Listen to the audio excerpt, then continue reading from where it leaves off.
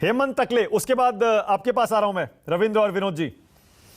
हेमंत जी, आज supreme court में जो सुनवाई हुई उसके बाद तो बड़ा क्लियर हो गया, ये मामला लंबा चलेगा और आप विपक्ष में बैठने की तैयारी अब कर लीजिए। हेमंत जी।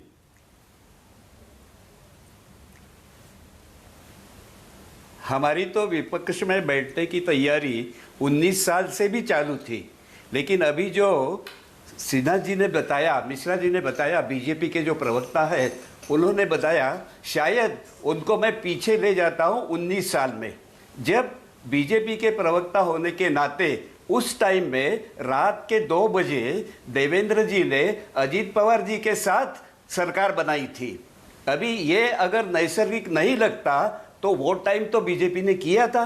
हाँ, अभी ये टाइम में एक फर्क है, वहाँ टाइम में अगर वो अजीत पवार जी को मुख्यमंत्री बनाते और वो डेप्यूटी सीएम बनते तो शायद ये सरकार चलती और राज्यपाल भी मान लेते। ये जो गलती थी वो सुधारने का एक मौका इनको मिला। अभी ये बोल रहे हैं कि मैं बीजेपी का प्रवक्ता हूं और बातें ऐसी कर रहे हैं कि ये सिर्फ शिंदे जी का प्रवक्ता है, ये इनकी ग्रुप की तरफ से बोल रहे हैं। और ये जो बातें बोल रहे हैं वो शायद उनको पता नहीं कि शिंदे जी 2.5 साल इस सरकार में 2 नंबर के मंत्री शिवसेना की तरफ से थे। जो भी मीटिंग विकास आघाड़ी की होती थी उसमें जो सीनियर मोस्ट मंत्री आते थे शिवसेना की तरफ से, वो शिंदे जी खुद थे। यानी कि महाविकास आघाड़ी की पूरी निर्णय प्रक्रिया में शिंदे जी, अजीत पवार जी, उद्धव ठाकरे जी और बाला साहेब थोरात एक जगह बैठ के निर्णय लेते थे। और वो निर्णय कैसे थे कि जिसका सबसे बड़ा अहम जो डिपार्टमेंट होता है अर्बन डेवलपमेंट, वो किसके पास था? शिवसेना के पास था। हमेशा मुख्यमंत्री रखते, ये रखा नहीं था। हेमंत जी पुरानी बातें भूल जाइए, आज की और आगे की बात करिए। हेमंत जी, महाविकास आघाड़ी आपके नेता शरद पवार ने बनवा तो दी, लेकिन आज देखिए ना शिवसेना का क्या हाल है। आज शिवसेना टूट गई। आपकी पार्टी ठीक है, कांग्रेस ठीक है, नुकसान तो शिवसेना का हुआ। आज शिवसेना टूटेगी नहीं, कभी भी टूटेगी नहीं। शिवसेना जिस तरह से तैयार हुई है, वो शिवसेना एक अपने मजबूती से तैयार हुई है। उनकी गांव तक संगठन है, शहरों में संगठन है। वो ऐसी पार्टी टूटने वाले नहीं। कितने भी लोग गए तो भी हमें विश्वास है कि उद्धव जी और उनका बेटा पूरे महाराष्ट्र में शिवसैनिकों के पास जाके अपनी पार्टी अपने बलबूते पर खड़ी करेंगे। और महाविकास आघाड़ी की तरफ से हम उनको ये देना चाहते हैं, तसल्ली देना चाहते हैं कि हम उद्धव ठाकरे जी के साथ आखिरी दम तक लड़ेंगे। शिंदे गुट के नेता आप पर आरोप लगा रहे हैं कि शरद पवार तो हमेशा से तोड़ना चाहते थे शिवसेना को और वो कामयाब हो गए। आज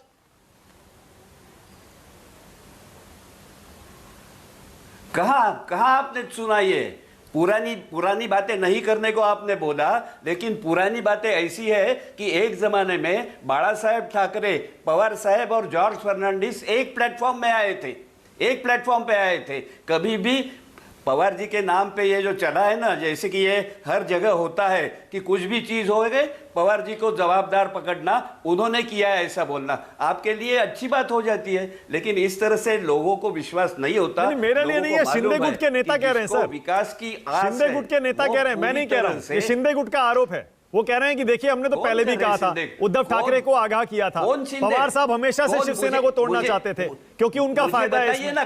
कौन?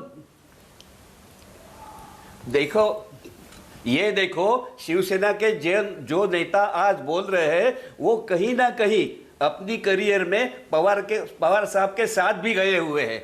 आज वो भूल रहे हैं, आज ये सब चीजें वो भूल रहे हैं, क्योंकि जब पवार साहब ने उनको मदद की थी कभी भी उनके दिमाग में ऐसा नहीं था कि ये पक्ष टूट जाए।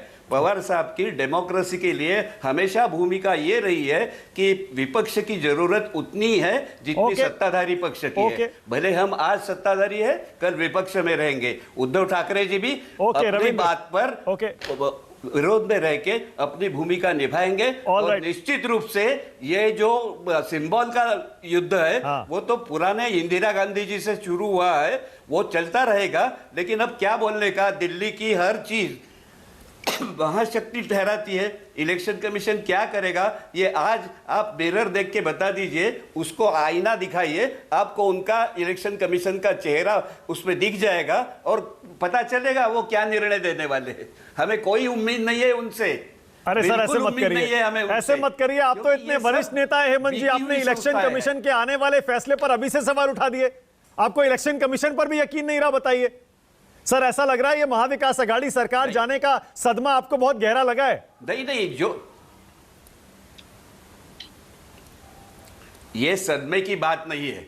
जो निर्णय कोविड के काल में भी लिए गए इलेक्शन के बारे में, वो निर्णय आप फिर से रिव्यू कीजिए। जो इलेक्शन कमीशन के रिटायर्ड कमिश्नर है, कुरैशी जैसे लोग हैं, उनसे बात कीजिए। मेरे से बात करके कहीं नहीं होगा। जिस तरह से उनकी स्वतंत्रता को संकुचित किया जा रहा है इलेक्शन कमीशन की भी, ये बात तो जाहिर है। इसमें न्यायालय भी कुछ नहीं करता। एक सेकंड में अभी जवाब लूंगा सर आपका। आपने जो इलेक्शन कमीशन पे आरोप लगा, संजना कुछ कहना चाह रही। संजना, आप सहमत हैं क्या इस आरोप से?